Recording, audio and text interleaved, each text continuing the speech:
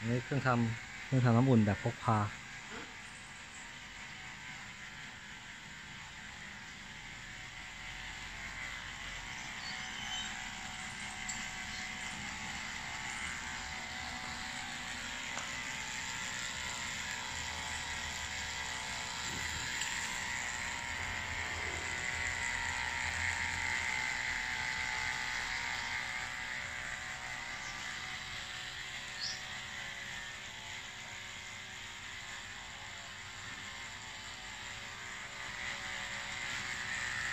ต่อปั๊มนะครับปั๊ม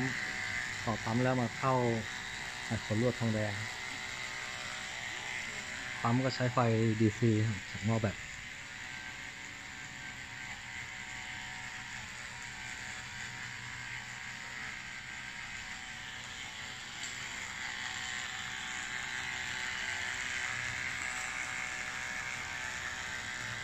ปั๊ม65แอมป์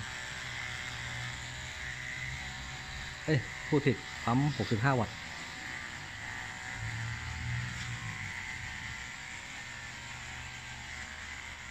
เดี๋ยวเราลองดู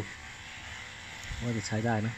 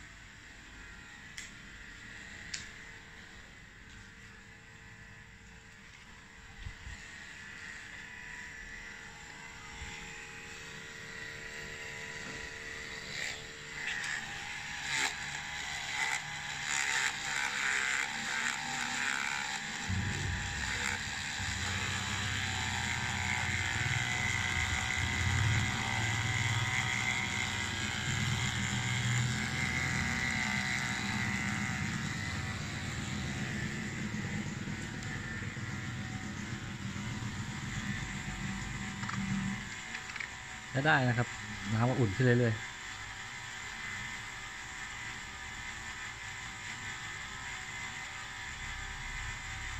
หรือถ้าไม่ใช้เซอร์อย่างนี้ก็จะใช้จากแหล่งน้ำเลยก็ได้